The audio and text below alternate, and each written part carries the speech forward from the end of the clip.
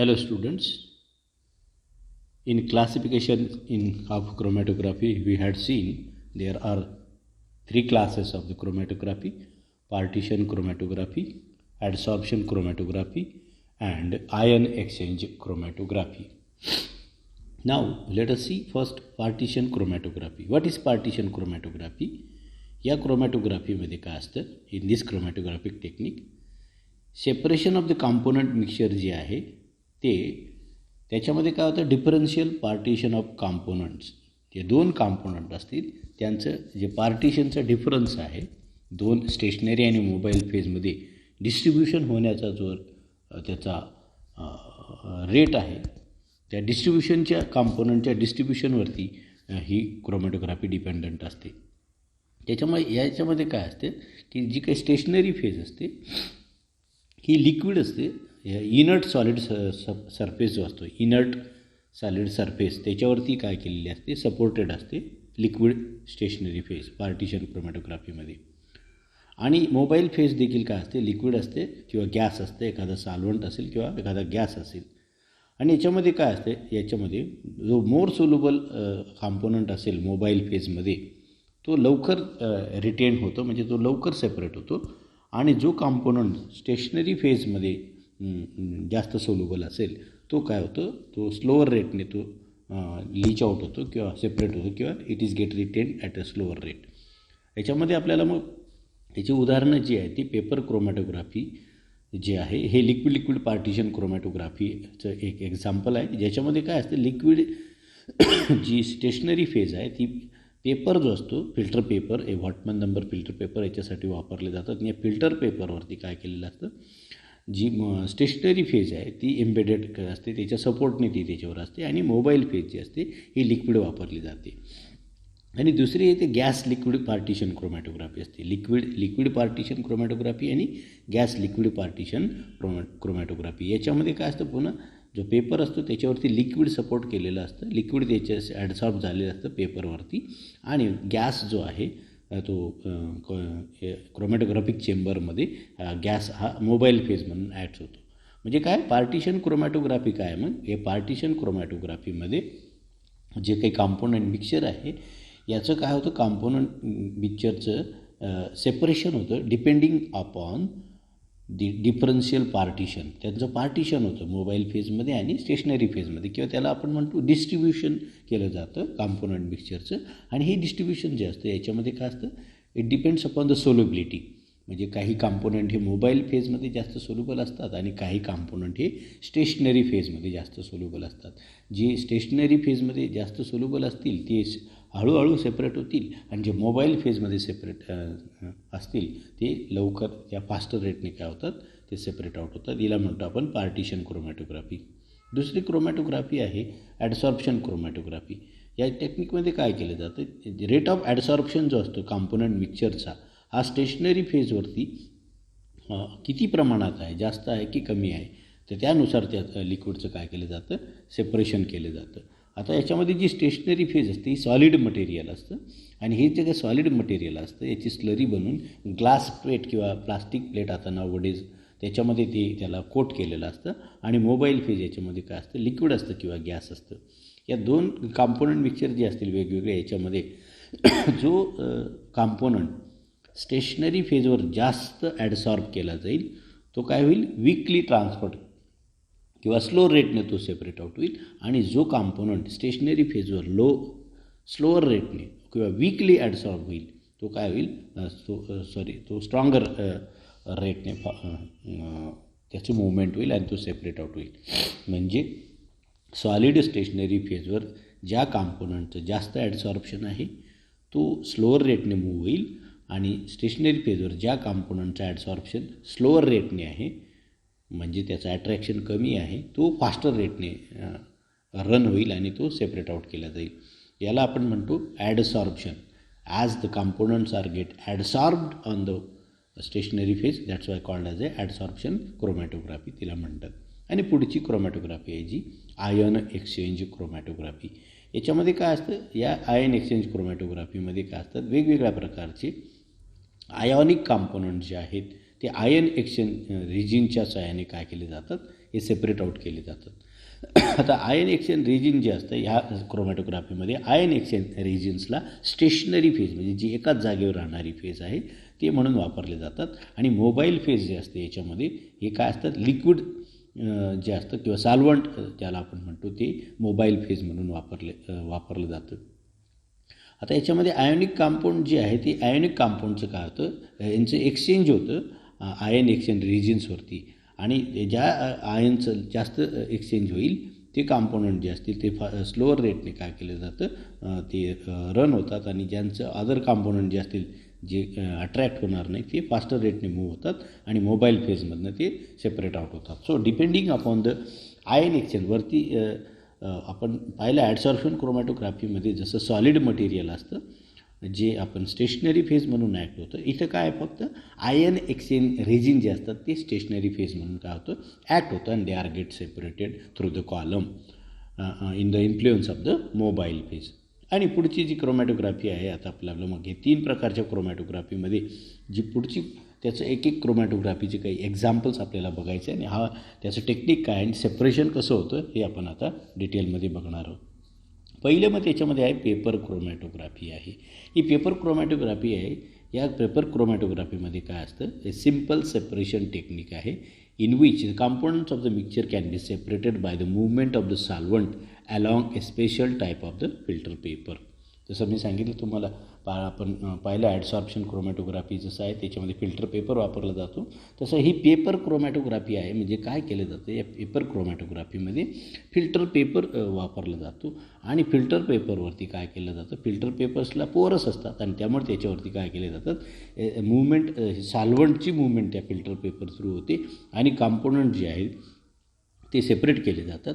आता ही जी काही मेथड आहे म्हणजे दोन्ही प्रकारची आपल्याला ॲनालिसिससाठी उपयोगाची आहे. म्हणजे क्वालिटेटिव्ह ॲनालिसिस आणि क्वांटिटेटिव्ह ॲनालिसिस म्हणजे त्याच्यामध्ये दोघी प्रकारचे ॲनालिसिस आपल्याला करता येतात. त्यामुळे ही क्रोमॅटोग्राफी इम्पॉर्टंट टेक्निक आहे आणि त्याच्याने आपण ॲडसॉर्प्शन क्रोमॅटोग्राफीचा टाईप आहे असं आपण म्हणूया. द पेपर क्रोमॅटोग्राफी जे आहे सिम्पल ॲपरेटस त्याच्यासाठी आपल्याला लागतात आणि त्याच्यासाठी आपल्याला जो सॅम्पल देखील आहे तो अत्यंत कमी प्रमाणात लागतो. तर आपण बघू त्याचं प्रिन्सिपल काय आहे. मग principle of the paper chromatography. आता जे काही पेपर क्रोमॅटोग्राफी असते याच्यामध्ये स्टेशनरी आणि मोबाईल फेज जे आहे दोन्हीही हे लिक्विड असतात. स्टेशनरी फेजही लिक्विड असते आणि मोबाईल फेजही काय असते लिक्विड असते. याच्यामध्ये काय तर स्टेशनरी फेज जी असते ना तर वॉटर जे आहे ते वॉटर स्टेशनरी फेज म्हणून वापरलं जातं आणि ते जे आहे it is get supported on the cellulose fibre of filter paper. जो फिल्टर पेपर असतो त्याच्यावरती ते लिक्विड काय केलं जातं ॲडसॉर्ब केलं जातं आणि ते लिक्विड हे स्टेशनरी फेजमधून ॲक्ट होतं. आणि दुसऱ्या बाजूला काय आहे त्याच्यामध्ये अदर फेज जी आहे ती सॉल्व्हंट किंवा त्याला मोबाईल फेज जी असते ती लिक्विड असते किंवा गॅस पण असू शकते आणि लिक्विड असेल तर ते लिक्विड काय होतं कॅपिलरी ॲक्शनने काय होतं पेपरमधनं रन होते आणि जे काही मुव्हिंग सॉल्व्हंट आहे किंवा ज्याला आपण म्हणतो डेव्हलपिंग सॉल्व्हंट ज्याला म्हणतात ती मोबाईल फेज म्हणून ॲक्ट होते आणि त्याच्यामध्ये काय होतं मग या दोघी सोल्यूट मटेरियल जे आहे किंवा मग कॉम्पोनंट मिक्सचर जे आहे त्या दोघी फेजेसमध्ये काय केलं जातं डिस्ट्रीब्यूट केलं जातं आणि नंतर मग त्यांचं काय होतं लिक्विड क्रोमॅटोग्राफीमध्ये त्यांचं सेपरेशन केलं जातं. लिक्विडमध्ये त्यांचं पार्टिशन केलं जातं आणि त्याच्यानंतर ते काय आहे depending upon the rate of the adsorption ते component mixtures are get separated ते काय केले जातात सेपरेट केले जातात. आता याच्यामध्ये हे काय टेक्निक आहे पेपर क्रोमॅटोग्राफीमध्ये ॲक्च्युअली मग कसा पेपर असतो आणि काय असतं आणि कशा प्रकारे स्टेशनरी फेज त्याच्यावरती ॲडसॉर्ब होते आणि मोबाईल फेज किंवा डेव्हलपिंग फेज त्याच्यातनं कसं रन होते त्यावर आपण बघणार आहोत टेक्निकमध्ये. पहिले काय त्याच्यामध्ये जो पेपर वापरला जातो या व्हॉटमन पेपर नंबर 1 फिल्टर पेपर जो आहे या टेक्निकमध्ये वापरलं जातं आणि क्रोमॅटोग्राफीमध्ये शॉर्ट फायबर सेल्युलस फिल्टर पेपर त्याला आपण म्हणतो. त्याच्यात प्युरिटी एकदम हाय असल्यामुळे व्हॉटमन नंबर 1 नावाचा पेपर जो आहे फिल्टर पेपर तो वापरला जातो. आता याच्यामध्ये फिल्टर पेपर जो आहे त्याची काहीतरी सिलेक्शनच्या रिक्वायरमेंट आहेत. कुठला फिल्टर पेपर आपण सिलेक्ट केला पाहिजे तर पहिली रिक्वायरमेंट काय त्याच्यामध्ये मग पेपर क्रोमॅटोग्राफीमध्ये आहे paper should have of A high purity and high degree of clarity of separation. म्हणजे पेपर कसा असला पाहिजे, प्युअर पेपर असला पाहिजे, त्याची प्युरिटी चांगली असली पाहिजे आणि त्याचं सेपरेशन, क्लॅरिटी ऑफ सेपरेशन, म्हणजे दोन कॉम्पोनंट ज्यावेळेस त्याच्यामधनं रन होतील तर दोघांमध्ये त्यांचं सेपरेशन असण्यासाठी लार्ज इनफ डिस्टन्स दोन कॉम्पोनंटमध्ये निर्माण व्हायला पाहिजे, अशा प्रकारचा पेपर आपण सिलेक्ट करायचा.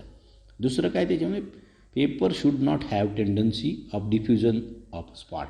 आता जो काही पेपर वापरला जातो पेपर क्रोमॅटोग्राफीमध्ये आणि त्याच्यामधनं जे आहे कॅपिलरी ॲक्शनने जे वेगवेगळे कॉम्पोनंट आहे याच्यामध्ये असे रन होतात, त्यांचे असे सेपरेट स्पॉट आपल्याला मिळायला पाहिजे.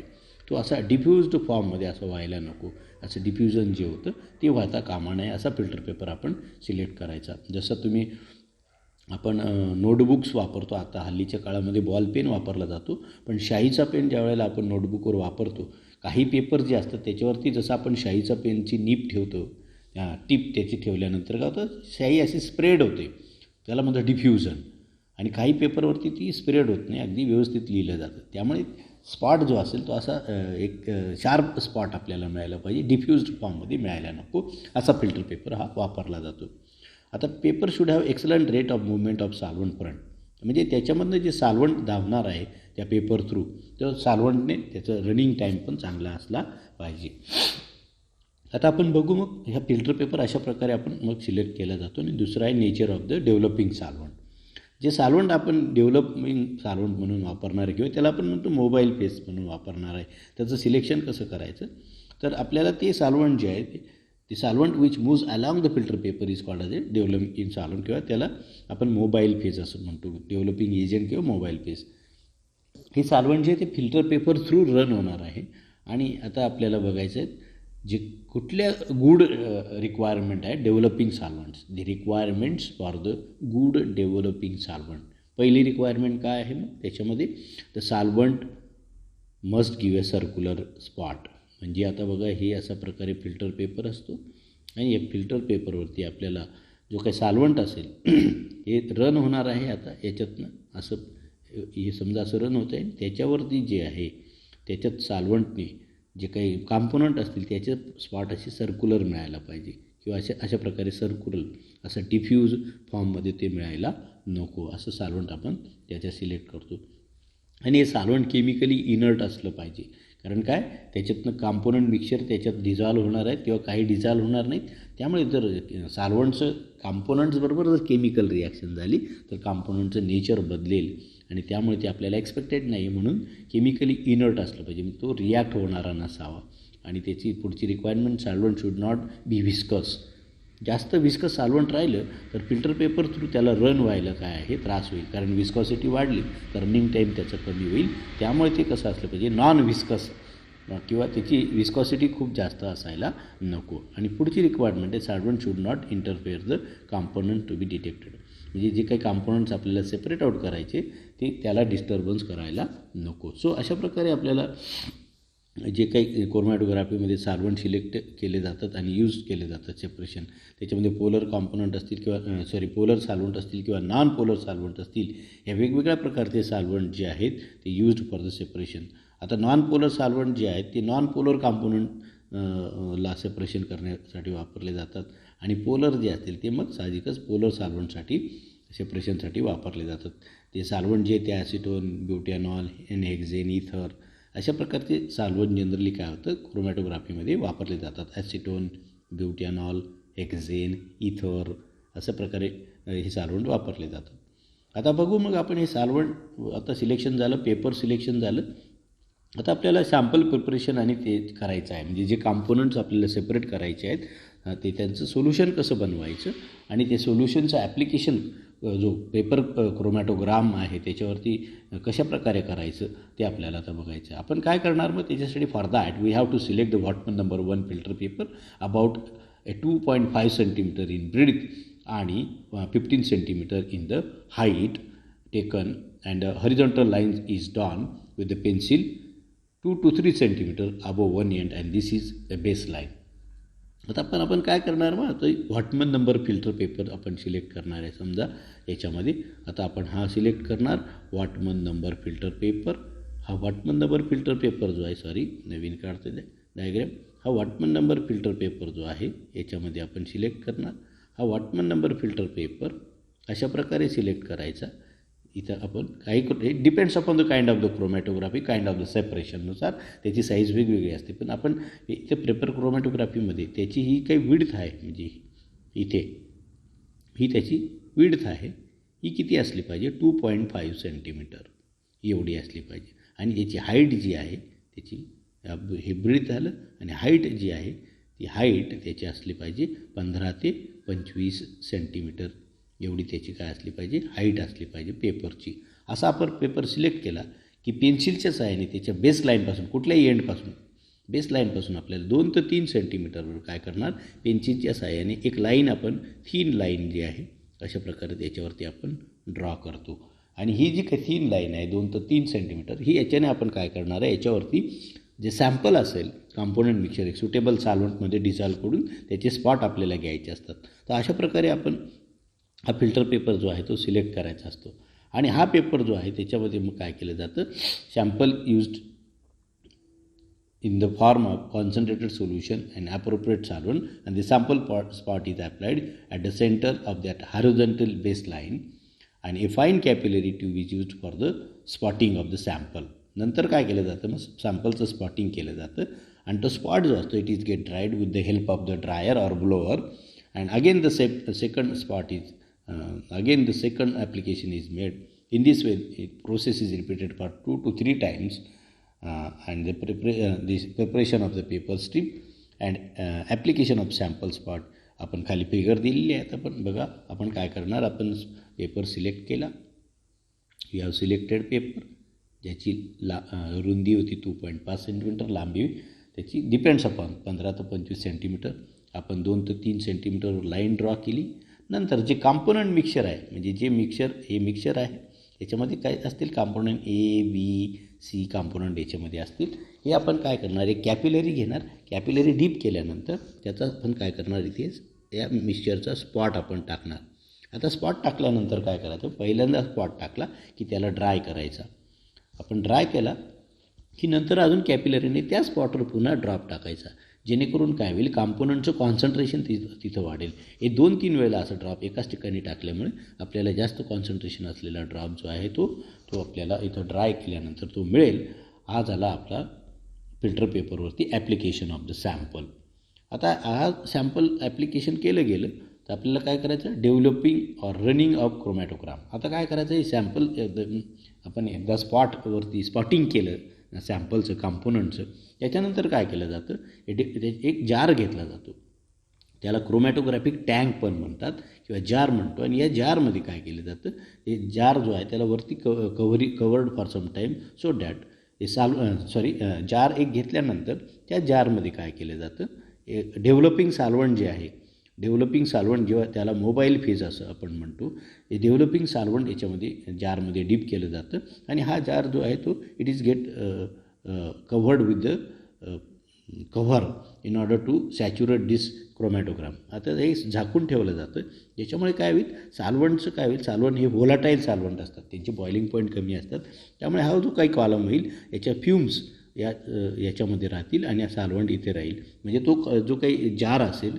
किंवा क्रोमॅटोग्राफिक चेंबर असेल ते काय होईल, सॅच्युरेट केलं जातं, त्याच्या वेपर्समुळे काय होईल, सॅच्युरेट केलं जाईल. आणि त्याच्यानंतर मग काय केलं जातं, हा जो काही जार आहे त्याच्यातले लीड काढून मग त्याच्यामध्ये आपण जो पेपर आपण तयार केलेला आहे, ज्याच्यामध्ये सॅम्पल स्पॉट आपण टाकलेला आहे, तो सॅम्पल स्पॉट जो आहे it is get suspended in the जार.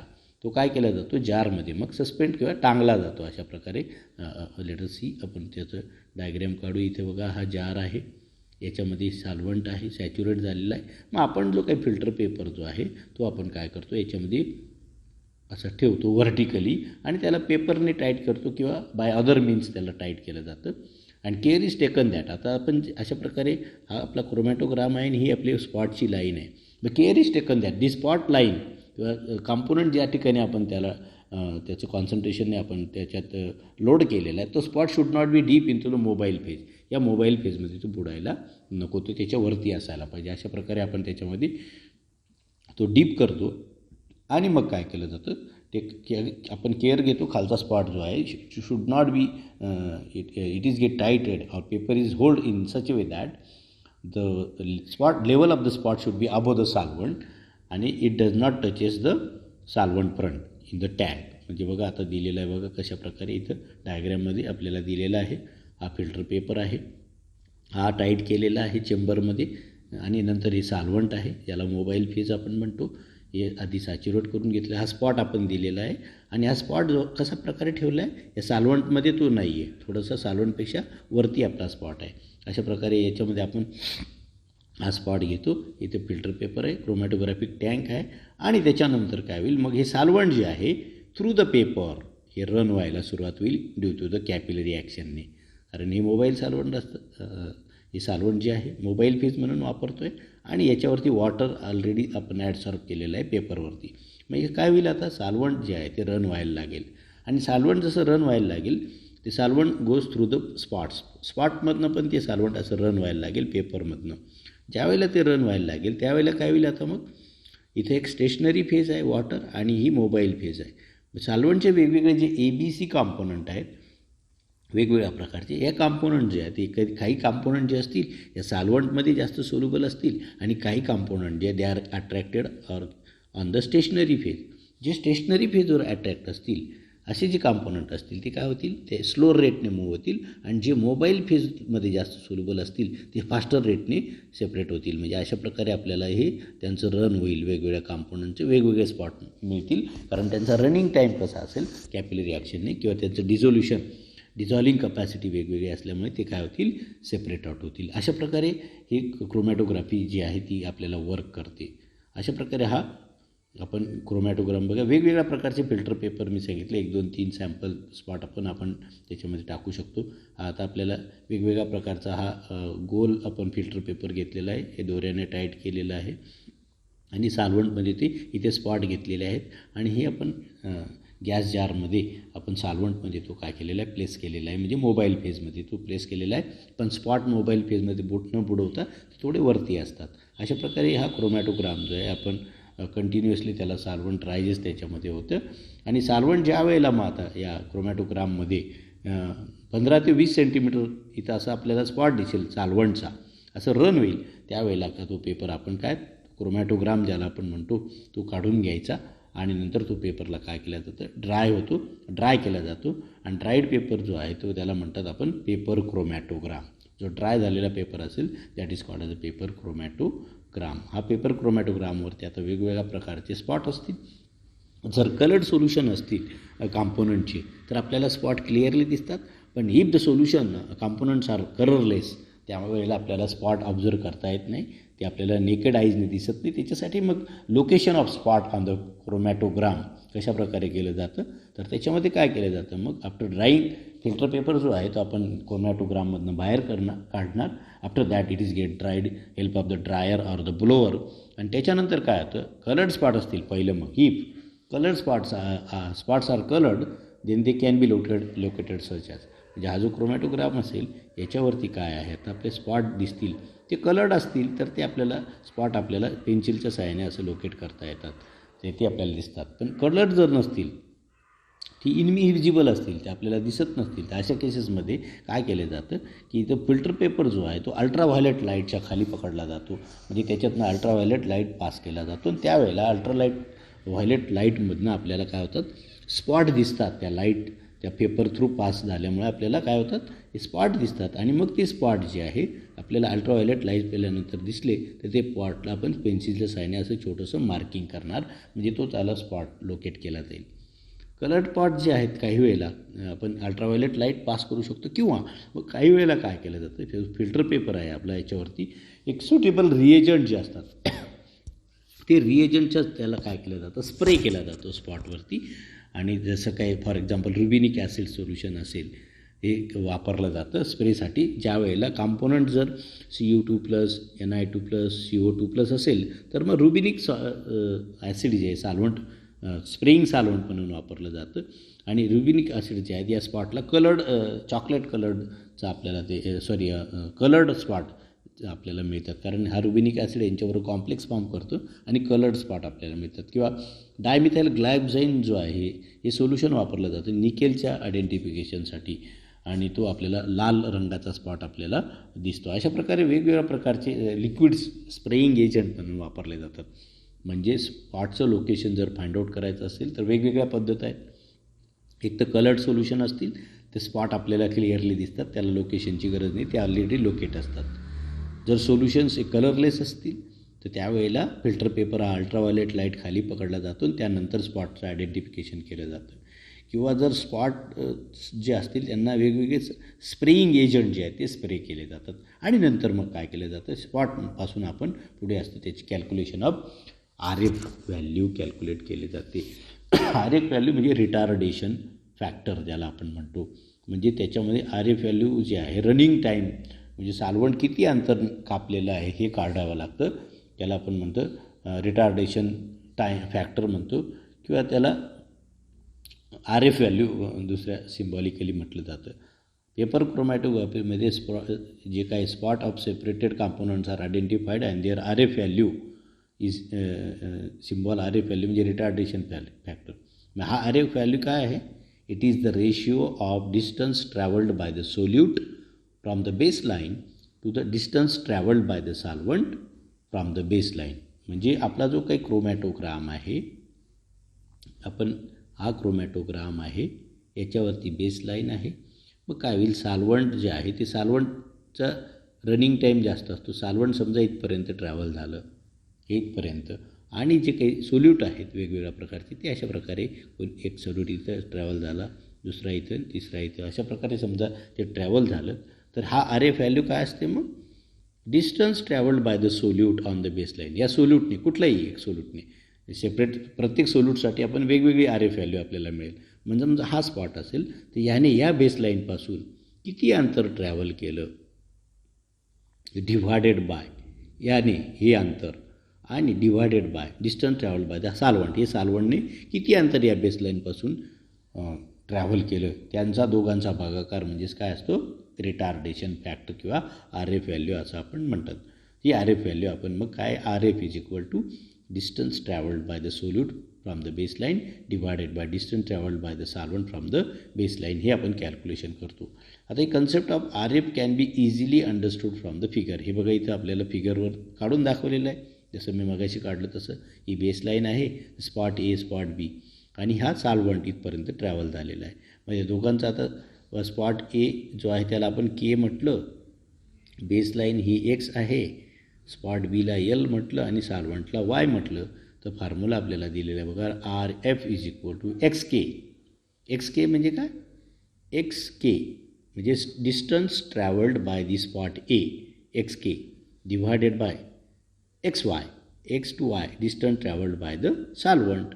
हे आपण आपल्या वेगवेगळ्या कॉम्पोनंटसाठी, ह्या A कॉम्पोनंटसाठी आणि B कॉम्पोनंटसाठी XL distance travel by the solute आणि XY distance travel by the solvent असं आपण त्याच्यात किमती टाकल्या की आपल्याला RF व्हॅल्यू मिळते. आणि प्रत्येक कॉम्पोनंटची किंवा एलिमेंटची RF व्हॅल्यू ही स्पेसिफिक असते. जसं बॉइलिंग पॉईंट, मेल्टिंग पॉईंट कॉम्पाऊंडचे फिक्स असतात, तसं प्रत्येक कॉम्पोनंटची RF व्हॅल्यू कशी असते, फिक्स्ड असते. It is a characteristic of that component. त्या कॉम्पोनंटचे कॅरेक्टरिस्टिक असतं आणि त्याच्यावरून ती किती अंतर ट्रॅव्हल, RF व्हॅल्यू काय आली त्याच्यावरून आपल्याला कळतं की हा कुठला कॉम्पोनंट आहे. म्हणजे त्याला म्हणतो आपण क्वालिटेटिव्ह ॲनालिसिस. निकेल आहे, क्रोमियम आहे किंवा काही प्रोटीन मॉलिक्युल्स देखील याच्या सहाय्याने केले जातात, तर ते आपल्याला त्याच्यावरून आपल्याला कळतं. आता ही जी काय RF व्हॅल्यू आहे, या RF व्हॅल्यूवर काही फॅक्टर्स आहेत ते ॲफेक्ट करतात. त्यामुळे त्याच्यामध्ये RF व्हॅल्यू चेंज होते. कुठले फॅक्टर आहे, तर जे सोल्युशन आपण घेणार आहे त्याचा pH काय आहे, ज्या टेम्परेचरला आपण हे ॲनालिसिस कॅरीड आउट करतो ते टेम्परेचर काय आहे, आणि फिल्टर पेपर जो आहे, नेचर ऑफ फिल्टर पेपर किंवा क्वालिटी ऑफ फिल्टर पेपरवरती तो काय आहे, RF व्हॅल्यू ही डिपेंडंट असते. These are the 3 factors on which RF value is dependent. pH of the solution, temperature, quality and nature of the filter paper. नंतर आहे पुढचा फॅक्टर आहे नेचर ऑफ मोबाईल फेज, म्हणजे जे सॉल्व्हंट फेज आपण वापरणार त्याचं नेचर काय आहे, किंवा कॉन्सन्ट्रेशन जे घेतलेलं आहे आपण मिक्सचरचं ते कॉन्सन्ट्रेशन किती आहे, आणि कुठली मेथड आपण डेव्हलपमेंटसाठी वापरतो त्याच्यावरती काय असतं, RF व्हॅल्यू ही डिपेंडंट असते. आणि ही प्रत्येक कॉम्पोनंटची कॅरेक्टरिस्टिक व्हॅल्यू असते, प्रत्येक कॉम्पोनंटसाठी ही सेपरेट असते. आता पुढे त्याच्यामध्ये आपण मग बघणार पुढच्या वेळेला टाईप्स ऑफ द क्रोमॅटोग्राफी. वेगवेगळ्या प्रकारचे जे काही टाईप्स आहेत क्रोमॅटोग्राफीचे. आता ही जनरल आपण पेपर क्रोमॅटोग्राफीमध्ये कशा प्रकारे सॉल्व्हंट डेव्हलप केलं जातं पार्टिशन सॉल्व्हंट पेपर क्रोमॅटोग्राफी ही पार्टिशन क्रोमॅटोग्राफी आहे. त्याच्यामध्ये कशा प्रकारे आपण मोबाईल फेज कुठली वापरतो, सॉलिड फेज स्टेशनरी फेज कुठली वापरतो, क्रोमॅटोग्राम कसा तयार केला जातो, लोडिंग स्पॉटिंग ऑफ सॅम्पल कसं केलं जातं आणि RF व्हॅल्यू कशी कॅल्क्युलेट केली जाते आणि त्यानंतर त्याच्या RF व्हॅल्यूवर कुठले फॅक्टर्स अफेक्टिंग आहे हे पाहिलं. पुढच्या वेळेला आपण मग टाईप्स ऑफ द क्रोमॅटोग्राफी पाहू. लेक्चर बघा, सबस्क्राईब करा. अटेंडन्समध्ये तुमचं नाव लिहायला विसरू नका. कॉमेंटमध्ये जी तुमचं अटेंडन्स असणार आहे it will affect on your internal marks. मी पुन्हा तुम्हाला सांगतो आहे, त्यामुळे ती तुम्ही काळजी घ्यायची आहे. Thank you very much.